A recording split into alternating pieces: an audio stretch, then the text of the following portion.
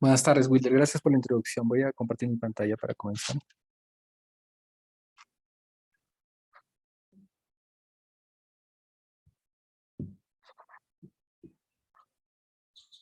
¿Me confirma si estoy bien? ¿Si se mira y se escucha bien? Sí, que ya no sé si se ve correctamente. Gracias. Bueno, muchas gracias por la invitación. Para mí es un honor estar presentando este momento para la SME. Aparte de mi background que ya le mencionaste, 2015, con unos compañeros más de la universidad, fundamos el capítulo de estudiantes de SME en UNSA. Y bueno, después de ya 7 años de haber egresado, me gustaría compartir un poco las experiencias que he tenido a lo largo de esta carrera profesional. Comencé, digamos, en el área de costos, planeamiento, y desde el 2017 más o menos vengo involucrado en varios proyectos mineros, tanto en Perú como en Colombia. Y esto me ha permitido tener una visión holística de lo que es la minería y cómo la gestión de proyectos se encaja en un rubro tan importante para el país como es la minería.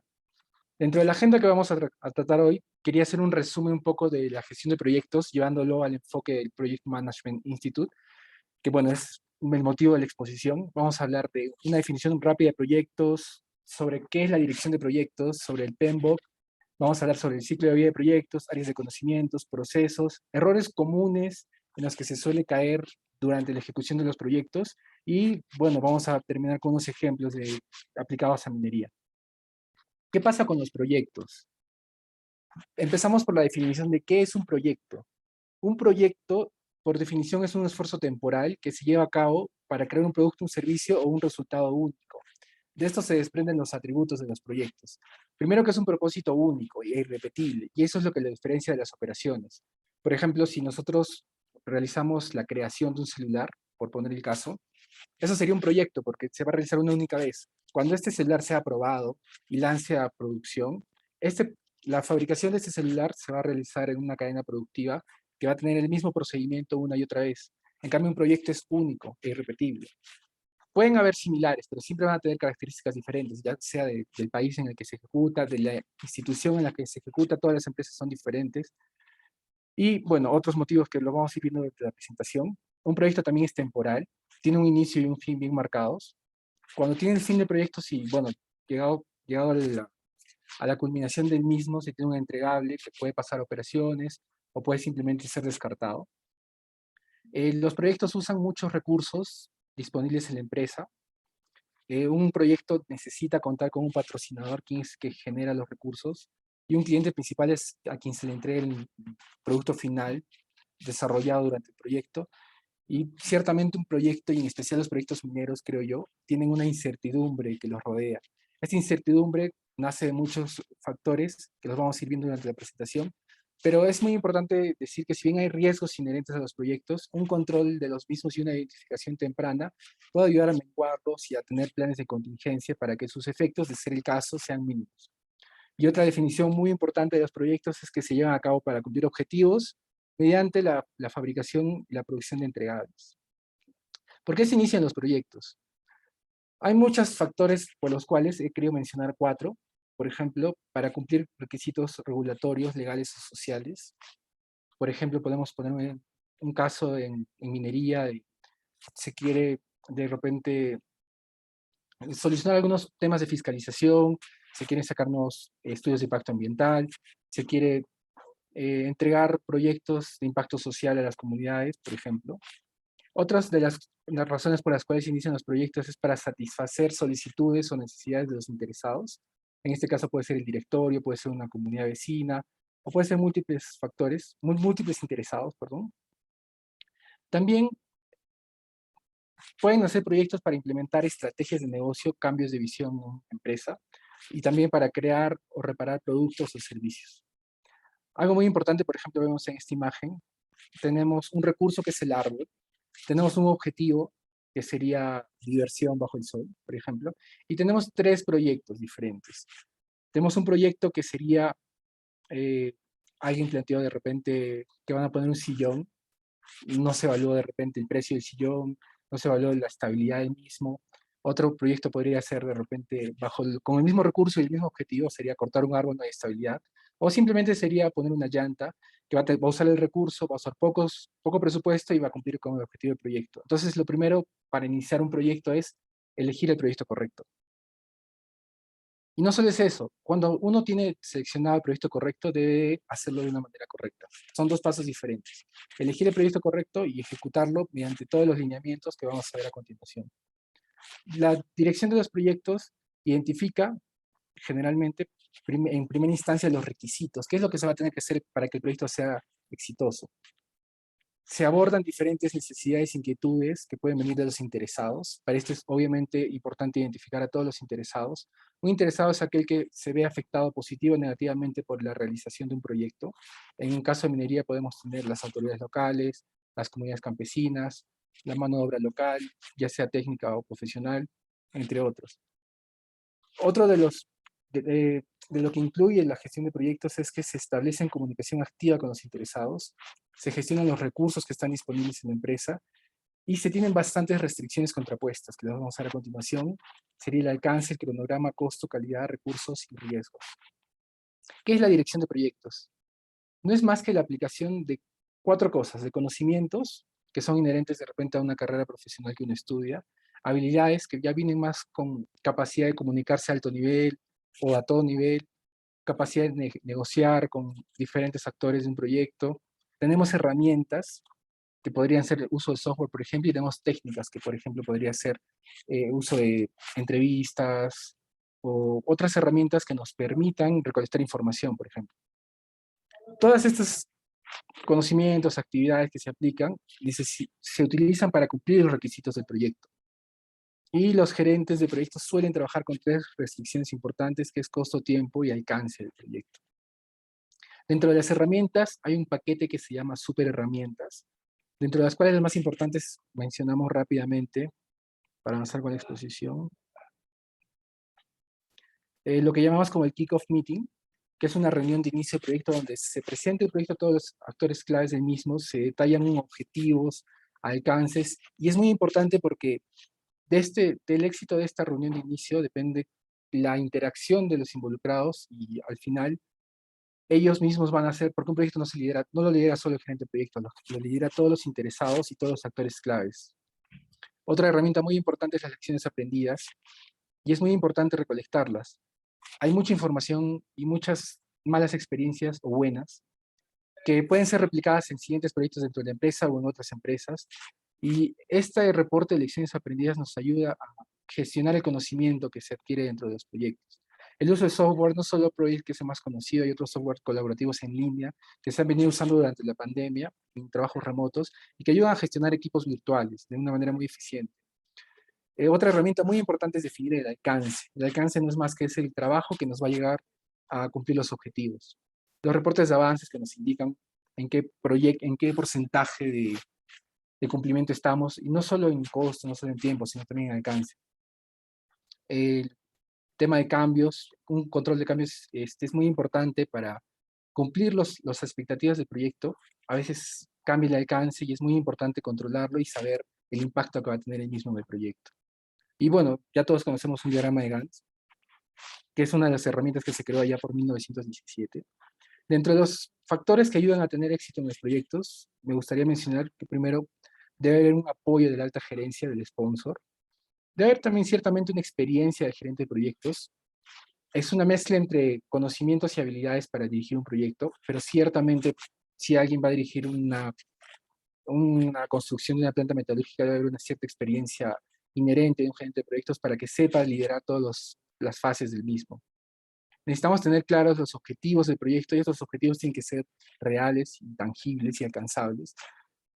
Las estimaciones tienen que ser confiables. Muchas veces se hacen estimaciones irreales que nunca se van a cumplir y van a llevar a un fracaso del proyecto. Dentro de los enfoques del proyecto me gustaría mencionar que hay dos tipos. Un tipo que es el que se viene realizando desde hace mucho tiempo y es un tipo de enfoque que se llama impulsados por el plan, dentro de los cuales tenemos los más conocidos, que es el enfoque de proyectos, de desarrollo de proyectos predictivos, o también waterfall, cascadas. Este no nos dice más que se determina el alcance, el cronograma y el costo desde el inicio del proyecto y se producen los entregables. No hay ni un cambio durante la ejecución del proyecto. En cambio, tenemos una nueva oleada, un enfoque impulsado por el cambio, donde el alcance se desarrolla a medida que el proyecto va avanzando. Entre los más importantes tenemos los enfoques adaptativos, dentro de los cuales se planifican el alcance de manera corta y se va avanzando el proyecto. Esto se usa para enfoques donde hay bastante cambio, donde el alcance no está definido desde un comienzo. Y bueno, tenemos desarrollos híbridos de proyecto que mezclan las dos metodologías, que sería el predictivo más un entorno impulsado por el cambio. Un tema muy importante es el PMBOK. ¿Pero qué es el PMBOK? El PMBOK viene del inglés Project Management Body of Knowledge, que no es más que una guía de fundamentos para gestionar proyectos. Fue desarrollada por el PMI desde el 96 y desde entonces ha tenido 7 ediciones seguidas. La última salió el año pasado, en el 2021. Y es una guía de buenas prácticas que ha sido desarrollada de la manera más universal posible para que se adapte a todos los proyectos que tenemos alrededor del mundo en todas las industrias. Y su finalidad es guiar de una manera la gestión del proyecto mediante buenas prácticas, mediante técnicas y herramientas. Algo muy importante, y lo he resaltado ante la presentación, es que el PMBOK no es una metodología per se. El PMBOK, digamos que una metodología es más, yo lo defino como un recetario. Te dicen qué prácticas, qué técnicas, qué procedimientos y qué reglas se deben de seguir en un orden secuencial para lograr un objetivo. Pero en cambio el PMBOK no es una metodología, no es un recetario. El PMBOK es una guía sobre las cuales las organizaciones, con todos los temas independientes que puede tener cada una de ellas, todos los aspectos inherentes que uno tiene, hay empresas familiares, hay empresas transnacionales, estas empresas con estas guías, que es el PMBOK, desarrollan todo un marco de metodología, políticas, un tema de procedimientos, un marco de gobernanza, y eso hace que sea una herramienta muy útil porque es muy adaptable a toda industria, a todo tipo de proyectos, ya sea desde proyectos pequeños hasta proyectos transnacionales. Como les mencioné, PMBOK ha tenido varias versiones desde 1996, la última salió en 2021, y ha sido un cambio significativo porque en la última versión se han incluido bastante las metodologías ágiles, y acá quería hacer un disclaimer importante porque todo lo que vamos a tratar a continuación va a estar enfocado a la versión 6 del PMBOK, no la última. Digamos que tenía otra estructura que se enfocaba un poco más a la gestión de proyectos mineros. Ciertamente la 2021 es muy buena con los temas ágiles. Quería tocar en este caso, que me parece un tema muy introductorio y muy especial para esta ponencia, el tema de la guía del 2017, la sexta edición, que lo vamos a ver a continuación, empezando por la ciclo de vida de los proyectos. Unas definiciones importantísimas. ¿Qué es el ciclo de vida de los proyectos? No es más que un conjunto de fases que hacen que un proyecto vaya del inicio a fin. Esas fases pueden ser secuenciales, pueden ser iterativas o pueden estar superpuestas. Las fases no es más que un conjunto de actividades que de manera lógica se agrupan y terminan cuando un entregable es realizado. Y otro tema muy importante, y que lo vamos a ver a continuación, es los procesos de dirección de proyectos. Un proceso, con una definición, digamos, de diccionario, no es más que transformar una entrada en una salida. Y es lo mismo para la gestión de proyectos. Los procesos de dirección de proyectos nos van a ayudar a cumplir con todas las actividades que tenemos que hacer para que se cumpla el ciclo de vida de los proyectos.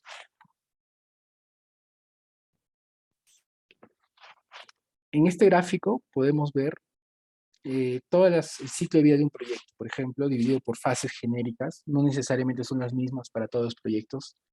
Por ejemplo, en este caso hemos puesto en la fase de inicio, que termina con el acta de constitución del proyecto, luego una fase de organización y preparación que termina con un plan de dirección de proyectos, que es lo que vamos a ejecutar en este paso, en la fase de ejecución, y luego una fase de cierre. Lo importante es acá que mediante avanza el tiempo dentro del ciclo de vida de los proyectos, va aumentando ¿qué cosa? El nivel del costo. Vemos que los costos más considerables se dan dentro de la ejecución, y obviamente también el personal va aumentando durante la ejecución. Y finalmente el proyecto termina cuando los documentos del proyecto son aceptados por el cliente final. Este gráfico, muy importante, sacado del libro de Hickson y Owen en 2015, nos habla que mediante pasa el tiempo y avanza el ciclo de vida de un proyecto, el, el impacto que tiene el costo hacer cambios es significativamente más alto mientras avanza el proyecto. Digamos que nosotros queremos hacer un cambio en este punto, cuando la ingeniería está completada. El costo va a ser significativamente alto y la habilidad para influenciar en el control del proyecto va a ser muy baja. Los cambios generalmente se deberían dar en una etapa de un estudio conceptual, un estudio de prefactibilidad, donde los costos son significativamente menos, y la habilidad para gestionar el proyecto es muy alta. Siguiendo con la exposición, avanzamos a las áreas de conocimiento, que no es más que una manera como los grupos de dirección de proyectos son agrupados. Tenemos, para mí, el área de conocimiento más importante y que es el rol primordial de un gerente de proyectos en cualquier ámbito, es la gestión de la integración. Acá he puesto una pequeña definición de todas las actividades y procesos más importantes que desarrolla un gerente de proyectos durante la gestión de la integración. Tenemos el desarrollo del acta de constitución del proyecto, que es más conocida en inglés como el Project Charter. El acta de constitución del proyecto para mí es el entregable más importante del proyecto. ¿Por qué? Porque es un acta de nacimiento.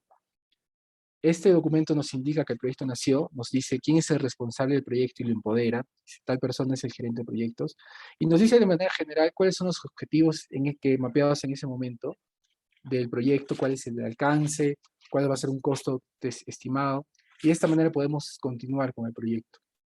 Sin un acta de nacimiento no podemos decir que el proyecto existe, no le podemos otorgar recursos al mismo y no podemos decir que una persona lo lidera. Otra área muy importante dentro de la gestión de integración es generar un plan de dirección de proyectos. Este plan de dirección de proyectos, consecuentemente, va a conllevar a ejecutar un proyecto donde el gerente de proyectos también de manera integral dirige un proyecto manejando todas las áreas del mismo y en una segunda etapa, cuando el proyecto está en ejecución, se da de manera, digamos, iterativa un control y monitoreo del mismo. ¿Para qué? Para verificar si se están cumpliendo con los objetivos del proyecto y si no es así, regresar a la planificación.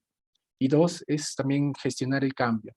A veces hay cambios solicitados por los sponsors o por algún interesado dentro de la ejecución del proyecto, y es el rol del gerente de proyectos evaluar este cambio, evaluar el impacto y elevarlo de repente a una instancia superior para ver si este cambio se aprueba, de repente el proyecto se modifica totalmente, se cancela o, digamos, muta en otro proyecto diferente, con otro alcance diferente. Y otra área muy importante dentro de la gestión de la integración es cerrar un proyecto, ¿no? Y no solo es darlo por finalizado, sino hay mucho que ver en esto. Y lo más importante es la gestión del conocimiento, eh, dentro de lo cual yo podría mencionar nuevamente el registro de lecciones aprendidas, que nos va a ayudar no solo a no repetir errores en futuros proyectos, sino a hacer las cosas, a repetir las cosas que se hicieron bien. Otras áreas de conocimiento importantísimas es la gestión del alcance. Para mí, alcance lo defino siempre como trabajo, y lo puse acá, para tener una definición bien clara de qué es la gestión de alcance o qué es el alcance de un proyecto. Y no es más que el trabajo que desarrolla un equipo para entregar un producto, un servicio o un resultado. Pero también tenemos un alcance del producto, que es el entregable final. No es más que una lista de requisitos, características y funciones que va a tener que tener nuestro producto a entregar al cliente. Otras áreas también importantes, y bueno, su nombre las describe como tal, es la gestión del cronograma, que es tiempo, la gestión de los costos, la gestión de la calidad, que hoy en día es muy importante, porque nos va a llevar al final del día a tener mucho reproceso dentro de un proyecto. La gestión de los recursos, que no solo son humanos, sino también materiales. La gestión de las comunicaciones, que es importantísimo. La gestión de los riesgos, como lo mencioné anteriormente. Si bien los proyectos no van a estar exentos de riesgos de ningún tipo, si nosotros los identificamos en etapas tempranas y hacemos planes de contingencia, podemos ir no solo estar preparados para si suceden, sino podemos mitigarlos. Y si suceden, no van a tener el impacto que hubieran tenido de no haberlos identificado. El impacto va a ser reducido, inclusive podría ser cero. Entonces, la gestión de riesgos es muy importante durante la ejecución de los proyectos, porque nos ayuda no solo a reducir costos, sino a alcanzar los objetivos del proyecto. La gestión de las adquisiciones, que son compras, y la gestión de los interesados. Vuelvo a recalcar, ¿quiénes son los interesados en un proyecto? Son todas las personas que se ven afectadas, positiva o negativamente. Y es muy importante identificarlas. ¿Por qué? Porque si se ven afectadas negativamente, podemos, en etapas tempranas, adecuar el alcance para tener a todos los actores del entorno del que se desarrollan los proyectos contentos. Y si ellos se ven afectados positivamente, es muy importante recabar los requerimientos que ellos tienen del proyecto para satisfacerlos de la mejor manera. ¿Cuáles son los procesos de dirección de proyectos?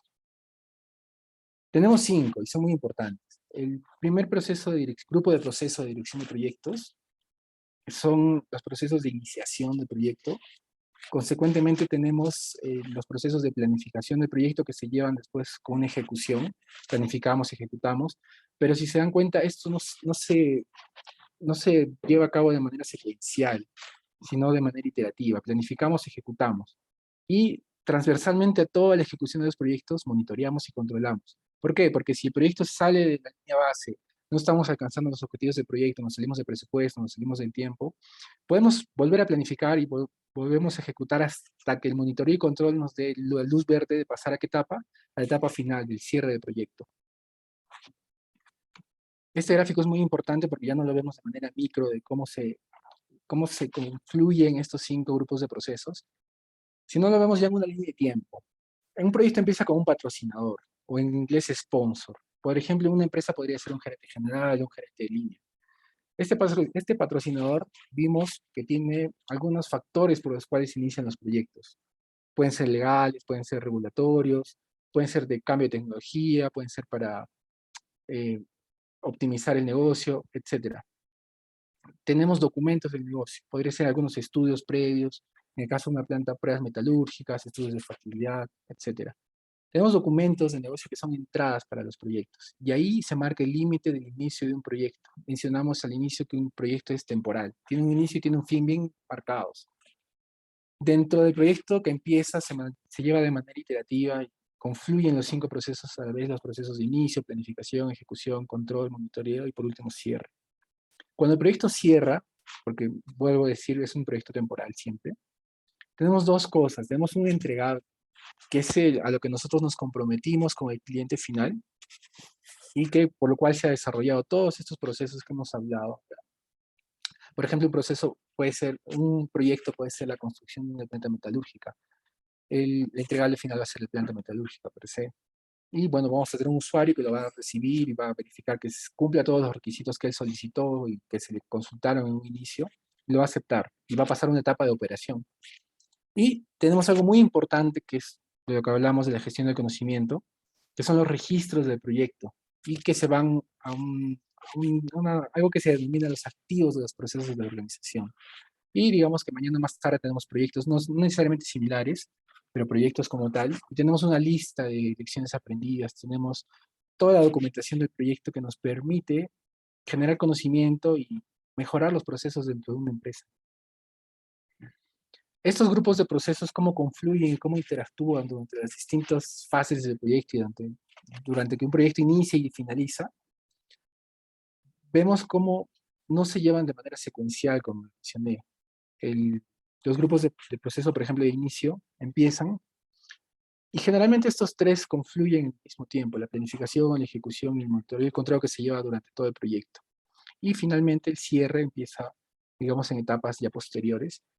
A lo que voy, el mensaje es que no es secuencial, sino todos los grupos de proceso confluyen, porque mientras tú planificas, luego ejecutas, monitoreas y haces una revisión de que lo que estás ejecutando es de acorde a lo que estás planificando. Y si es así, eso significa que vas a cumplir con los objetivos del proyecto. Entonces acá llevamos a una tabla muy importante mencionada en la 6ª edición del PMBOK, que son los grupos de procesos, pero dividida en una tabla de doble entrada. Una arriba tenemos los grupos, que sería inicio, planificación, etc. Y acá tenemos lo que vimos anteriormente, que son las áreas de conocimiento. Entonces acá tenemos los procesos. Yo quisiera tratar en especial el proceso que para mí es el más importante, y es la salida y la partida de un proyecto, que es el acta de constitución de proyectos. Bueno, pero como vimos son 10 áreas de conocimiento. Entonces acá, bueno, el cuadro continúa. Y tenemos un ejemplo de un proceso. Hablemos que un proceso, por definición, tiene entradas y tiene salidas. Y para que haya entradas y salidas, tiene que confluir herramientas y técnicas. Dentro de las entradas de este proceso importante que se llama el desarrollo de Project Charter o acta de constitución de proyecto, las entradas es primero el caso de negocio, que fue entregado por el patrocinador del proyecto, que nos dice que, digamos, que hay una eventual posibilidad de que esta idea, este proyecto, genere un valor para la empresa o cumpla con algún requisito ambiental, legal, técnico. Tenemos también acuerdos. Acuerdos pueden ser, por ejemplo, de tener reuniones, una matriz de comunicaciones. Tenemos factores ambientales de la empresa. no es más que la descripción de cómo la empresa está constituida, cómo se mueven los grupos de interés dentro de la empresa. Es muy importante identificar en qué tipo de empresa estás para gestionar de la mejor manera tu proyecto. Y tenemos activos de los procesos de organización, que por ejemplo, por mencionarlo, un caso es lecciones aprendidas, son project charters de proyectos pasados, cronogramas de proyectos pasados que nos pueden servir como referencia para esta nueva acta de constitución de este nuevo proyecto que están haciendo. Dentro de las herramientas que nosotros usamos para convertir estas entradas en salidas, por ejemplo, tenemos juicio de expertos, que para mí es muy importante porque siempre hay información que no está contenida en los libros, en papers, en conferencias, sino es información que nace a raíz de profesionales que tienen 30, 40 años en la industria. Entonces, generalmente los proyectos tienen consultores seniors que, bueno, son consultados durante el proceso de levantamiento de información de los juicios de expertos. Tenemos técnicas de recopilación de datos, podemos tener reuniones donde tenemos tormenta de ideas, grupos focales, entrevistas con los interesados, con las personas que van a formar parte del proyecto. Tenemos herramientas importantísimas que son habilidades interpersonales y de equipo, dentro de las cuales destacan, en este caso, la gestión de conflictos, la facilitación dentro de una reunión, por ejemplo, y la gestión de reuniones, y bueno, una reunión. Dentro de las salidas tenemos el acta de constitución del proyecto y los registros de supuestos. Los registros de supuestos no es más que todo lo que se entiende que tiene que estar contenido dentro del proyecto y en las siguientes etapas se va a plasmar dentro de un plan de dirección de los proyectos. Entonces volvemos a la definición porque para mí es muy importante y es una definición clásica de los procesos que tienen entradas y salidas y mediante herramientas y técnicas vamos desarrollando toda la gestión del proyecto. Y no solo es un proceso de dirección, hemos visto en la anterior tabla que son 49 procesos de dirección dentro de esta versión del PMBOK. Cada proceso nos va a ayudar a conseguir un entregable parcial que al final va a apoyarnos a alcanzar los objetivos del proyecto. Por ejemplo, podemos ver uno más, sin mucho detalle. Dentro de la gestión de riesgos, que está dentro del grupo de planificación, vemos que se realizan 5 actividades, 5 procesos para gestionar los riesgos, ¿no? Y planificarlos en esta tabla. El primer proceso sería planificar los riesgos. Segundo es identificar los riesgos. Se realiza un análisis cualitativo de los riesgos. ¿Cómo podría impactar en el programa, en el costo de los proyectos, estos riesgos de llevar a suceder? Se realiza un análisis cuantitativo y por último se planifica cuál va a ser la respuesta a los riesgos identificados y planificados. Los vamos a ignorar, los vamos a mitigar, los vamos a aplazar, etcétera. Y bueno, siguiendo, digamos, con el ciclo de vida de los proyectos, dentro de los riesgos, cuando estemos ejecutando el proyecto, vamos a implementar la respuesta a los riesgos. Acá los planificamos, acá los implementamos. Y en el grupo de procesos de control los vamos a monitorear.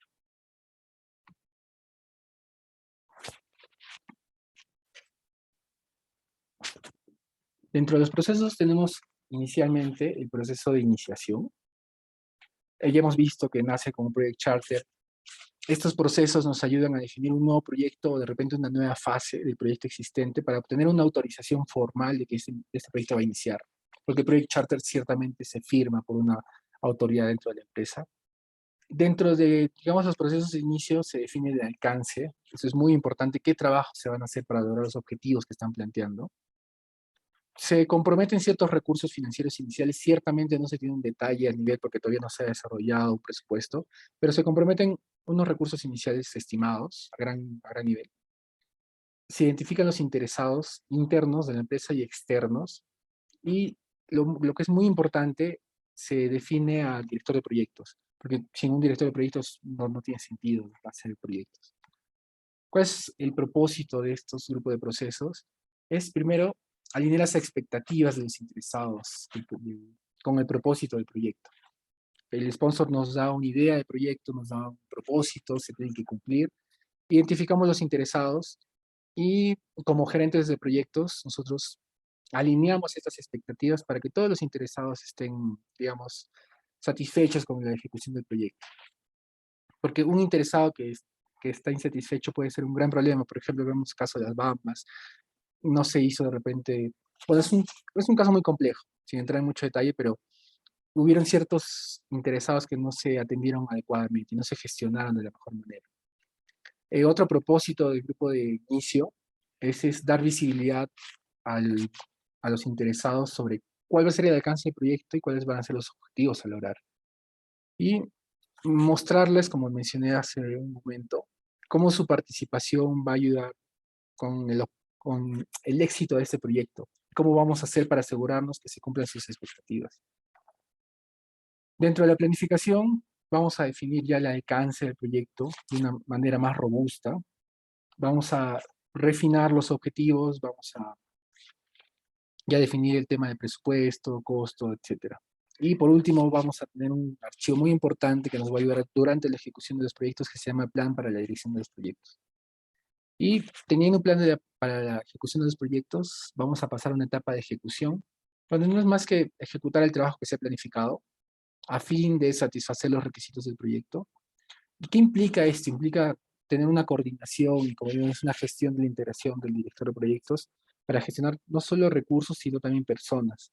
Y a la larga, además de personas, satisfacer las necesidades de los interesados del proyecto, así como integrar y realizar las actividades del proyecto conforme a lo que se estipuló durante la etapa de planificación. Entonces es un trabajo holístico que realiza el gestor del proyecto para que lo que se planificó se cumpla de la mejor manera y alcancemos los objetivos del proyecto. Y en una segunda etapa de ejecución, siempre vamos a tener un monitoreo y control. Vamos a hacer seguimiento, vamos a analizar y vamos a regular el proceso para que todo lo que se está llevando a cabo, no solo en tiempo, no solo en costo, no solo en alcance, sea conforme a lo que se planificó en un primer momento. Y otro tema muy importante dentro de este proceso, de este grupo de procesos, es la gestión de los cambios. Como les mencioné, si bien en este tipo de proyectos, digamos, cascada, que son secuenciales, eh, nosotros tenemos un alcance bien definido hasta el inicio. Usualmente los interesados pueden solicitar cambios por muchos motivos. Y es menester del gestor de proyecto evaluar los cambios y elevarlos a otra instancia mayor. ¿Por qué? Porque hay algunos cambios que van a significar más tiempo, van a significar más costo, inclusive algunos van a significar que el proyecto sea cancelado y nazca uno nuevo, porque el alcance ha cambiado tanto que no tiene sentido seguir con el proyecto. Y el último grupo de procesos que tenemos son los procesos de cierre. De esto nos ayuda a cerrar formalmente un proyecto o una fase de un proyecto y verifica que todos los pasos hayan sido cumplidos de la manera correcta y se cierra no solo de manera de alcance, sino también de manera comercial, valorizaciones, etcétera.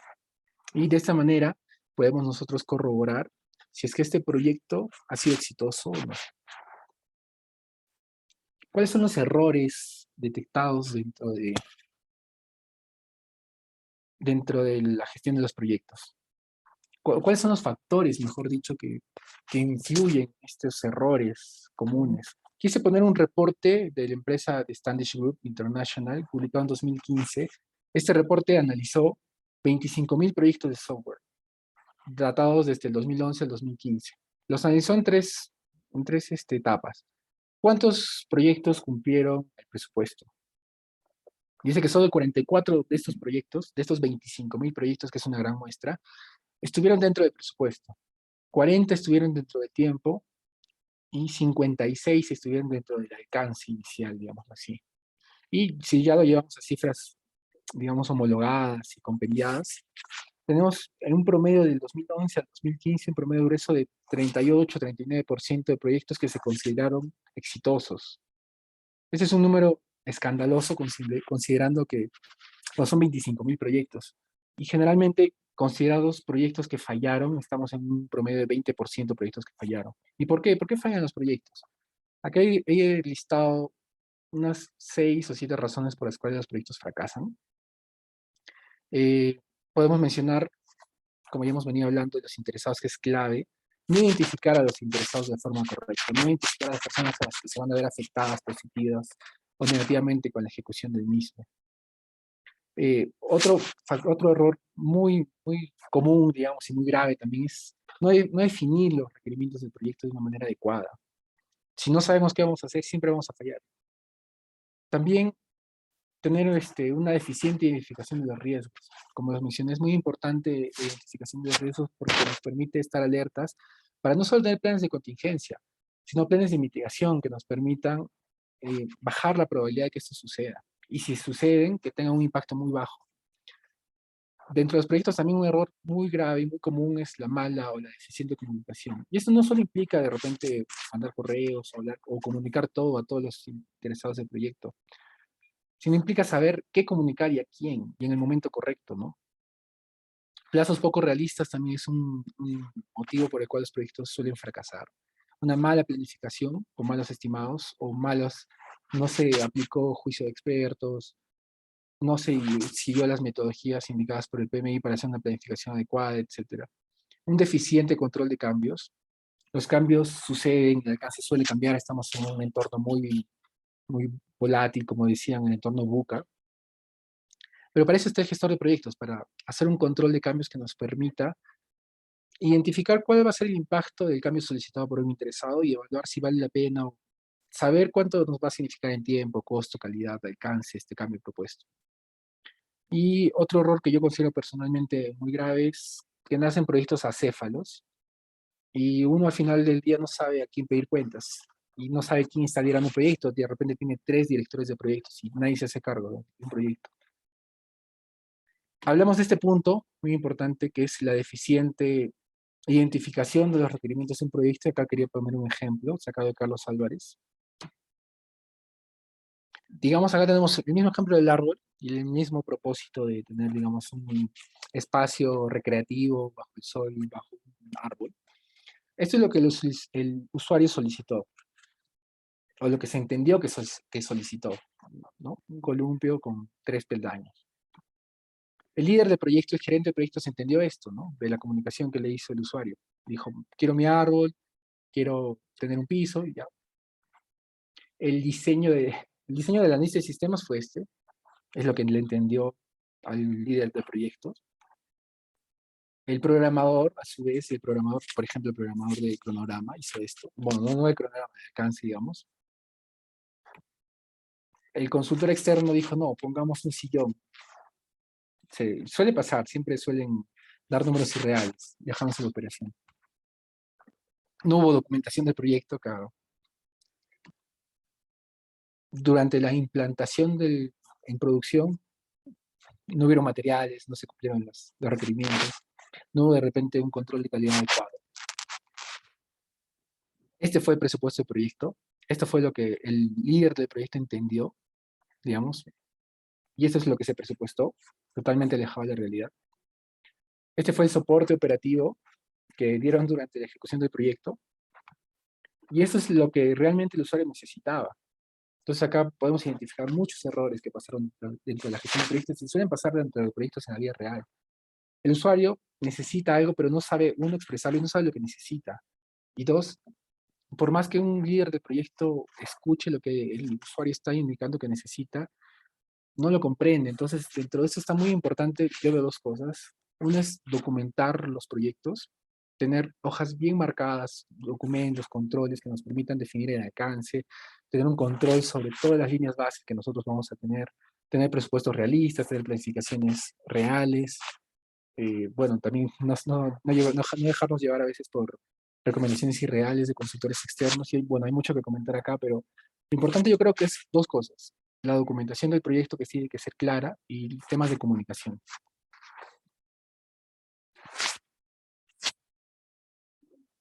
Dentro de ejemplos que yo he encontrado de gestión de proyectos que ciertamente aplican las buenas prácticas estipuladas por el PMI, tenemos el caso de Minsur, que llamaron a su modelo de gestión de proyectos Minsur Way, y que está dividido como que en puertas. Cada puerta nos permite identificar, bueno, acá tienen la fuente por si desean ahondar dentro de la presentación que fue realizada en el Instituto de Ingenieros de Minas, hará hace unos 4 o 5 años, pero es muy interesante y muy válido para el momento. Tiene 5 etapas diferenciadas. Cada etapa tiene una puerta. Esta puerta se activa o desactiva mediante una aprobación formal de una instancia superior dentro de la empresa Minsur. Por ejemplo, tenemos una etapa de identificación. En esta etapa de identificación, nosotros vamos a definir qué es lo que queremos y vamos a generar un caso de negocio de alto nivel. Por ejemplo, vamos a evaluar riesgos materiales a gran nivel, vamos a definir unos requerimientos del proyecto iniciales, unos objetivos y vamos a crear lo que les mencionaba, que es un acta de iniciación o constitución del proyecto, también llamada Project Charter.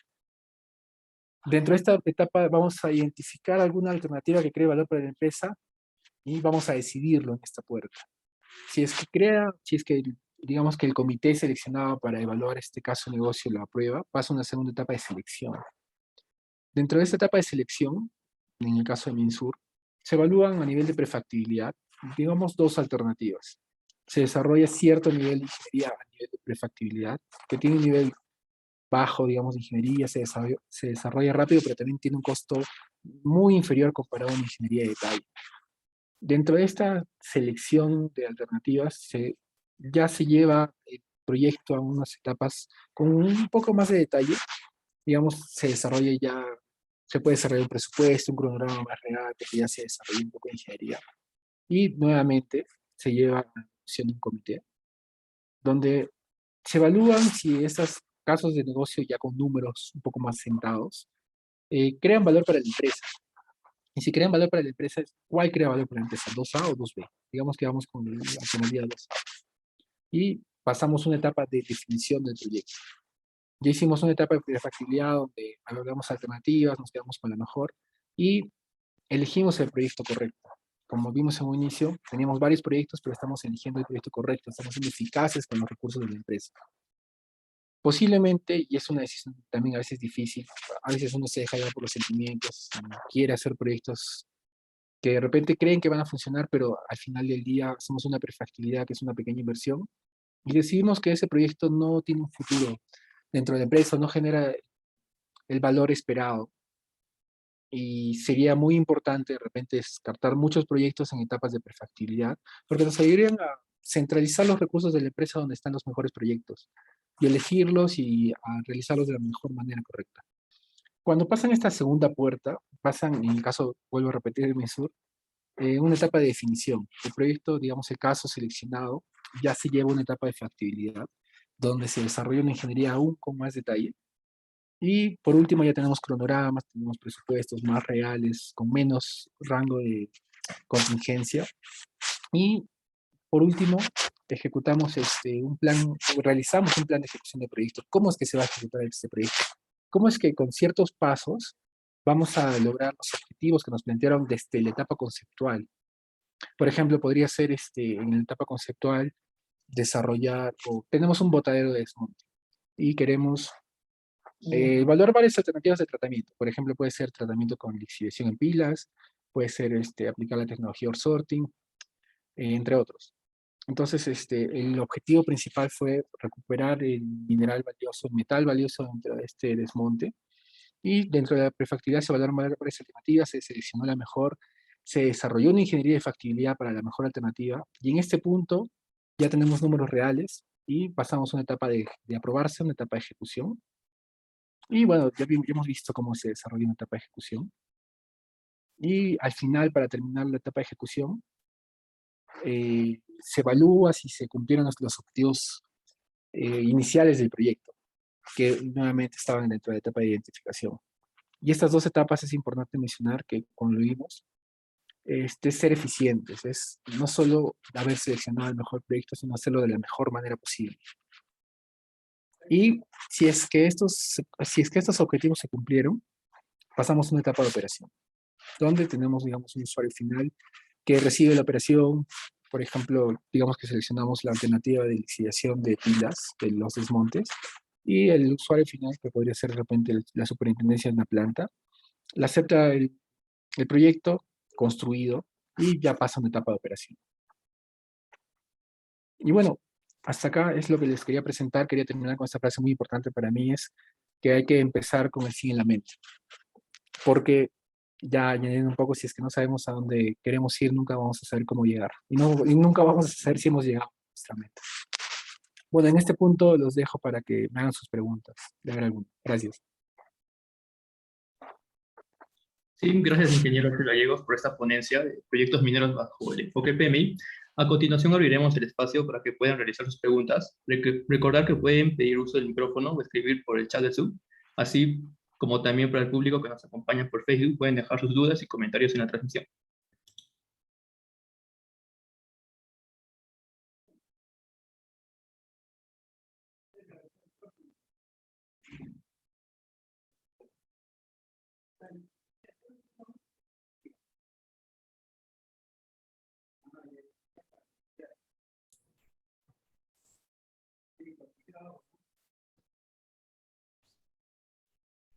Buenas tardes. ¿Se me escucha, ingeniero Axel? Sí, adelante. ¿Qué tal? Buenas tardes, ¿cómo Sí. estás? Buenas tardes.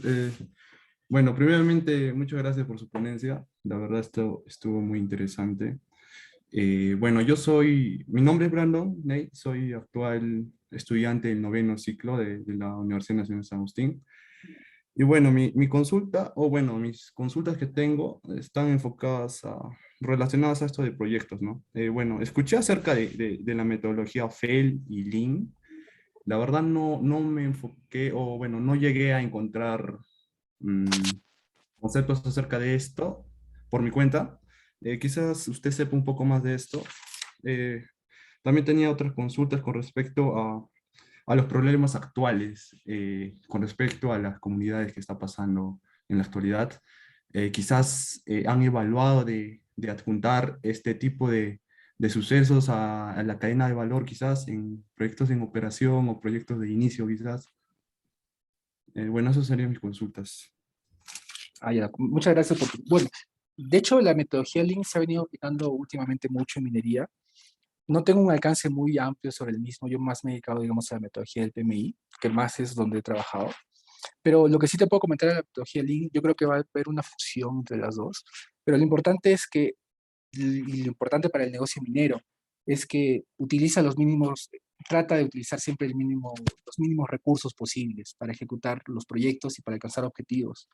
Y también como que es un poco flexible con los cambios del mercado y satisface algunas demandas del consumidor final. Digamos que yo creo que últimamente ha tenido más aceptación metodologías híbridas, como por ejemplo hemos visto como que esta metodología del PMI ha sido insertada en MINSUR en una metodología que se llama de llaves, que es secuencial, donde en varias fases se decide si va a seguir el proyecto o no. Eh, pero creo que de acá a un futuro los nuevos proyectos que salgan van a tener un enfoque más lean, pero de momento no tengo mayor alcance sobre en qué proyecto se ha aplicado esto. ¿Me puedes repetir tu segunda pregunta, por favor?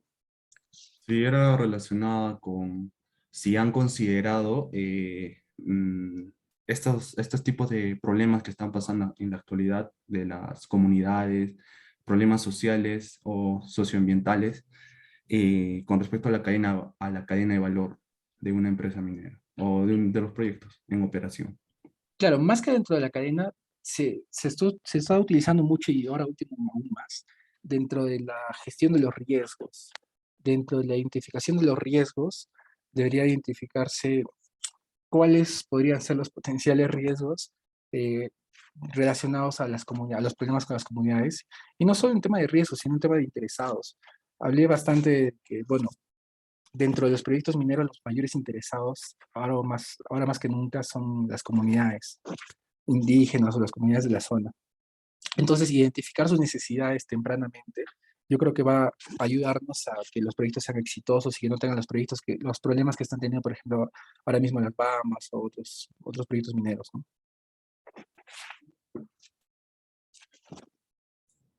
Sí, muchas gracias. Disculpe, también tenía otras dos consultas más. Se me generaron a lo largo de mi vida estudiantil. Claro. Bueno, actualmente los problemas de eso de las comunidades está impactando mucho en los proyectos, creo. Bueno, si bien es cierto, las empresas mineras creo que pueden llegar a aportar hasta un 48% de la utilidad neta, ¿no? En los impuestos.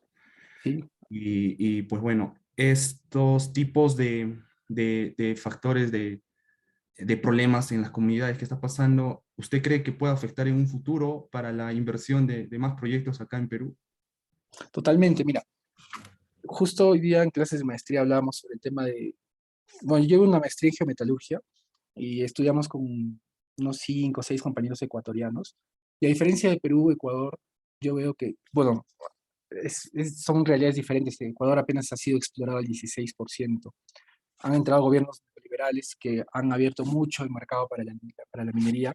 ¿Y qué han hecho? Han puesto un marco jurídico muy importante y están atrayendo muchos inversionistas extranjeros. Entonces yo creo que dos temas muy importantes para atraer inversión extranjera es tener un marco jurídico fuerte y que te dé cierta tranquilidad a un inversionista que no va a cambiar en 5 años, de que no, caso Tía María, que no vas a cumplir todos los requisitos y no te van a dar tu licencia para operar, o caso Las Bambas, que a pesar de que vienes operando con todo lo que estipula el gobierno, ¿no? te dejan operar. Entonces, son dos temas, es el marco jurídico y es esta confianza al inversionista que hace que sea un país más atractivo para atraer inversionistas. Yo creo que ciertamente, si seguimos en este rubro, sí va a afectar a nuevos proyectos mineros, porque no hay esta confianza de que haya una estabilidad jurídica dentro del Perú hoy en día, ¿no? La entrada del nuevo gobierno. Sí, muchas gracias. Una Ahora sí. última consulta más, por favor. Ah, dale. Sí, no, no te Si no preocupes. molesta. Sí, bueno, también escuché acerca de la metodología FAIL, que es Front End Loading. Ajá. Quizás tenga conceptos de ello y me puede explicar en qué consiste, así en forma general, por favor. Sí, sería esto, básicamente. Sería un poco lo que aplicó Minsur, el tema de las llaves. Como hemos visto, el tema de PMI tiene un enfoque por grupo de procesos, pero un enfoque front-end loading, que es el FEL, tiene varias etapas, ¿no? FEL 1, FEL 2, FEL 3, que serían básicamente lo que aplicó Minsur a su metodología llamada Minsur Way, ¿no?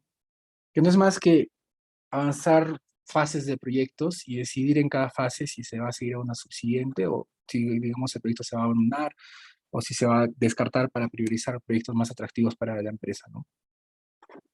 Que sería básicamente eso, lo que mencionas, la metodología FEL. Ya, listo. Muchas gracias. Muchas gracias, de verdad. Dale. Ingeniero, tenemos una pregunta por Facebook de José Jiménez. Dice, ¿cuáles son los parámetros o requisitos para que un proyecto sea aprobado? Mm, bueno, sí. Ya, bueno, para que un proyecto, por ejemplo, voy a poner este ejemplo de este estudio que se hizo en 2015 con un reporte Caos.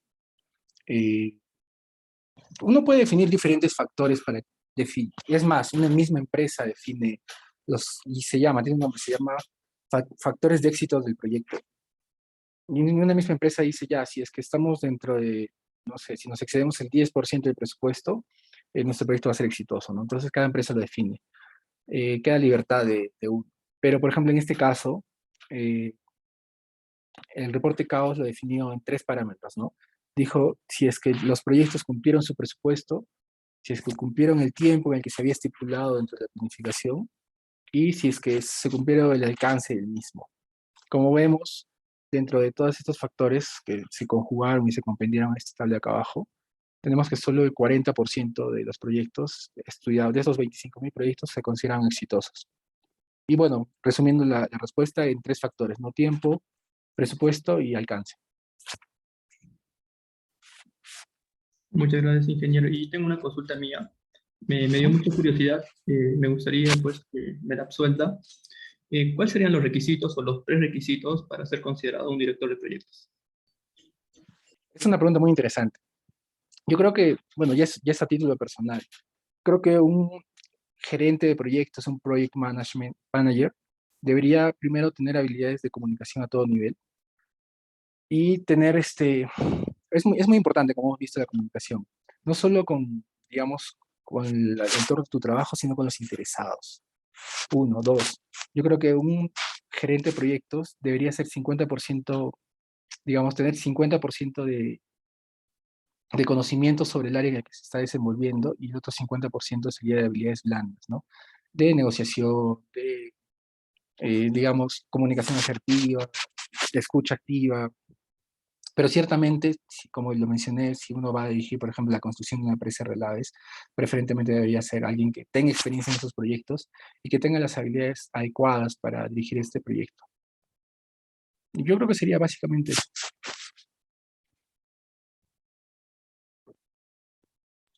Bueno, no viendo más otras preguntas, agradecemos al ingeniero Axel Gallegos por su maravillosa ponencia y por acompañarnos en esta conferencia para el SME. Es un privilegio tenerlo, ingeniero, y muchas gracias por su participación y por su tiempo. No, gracias a ustedes por la invitación.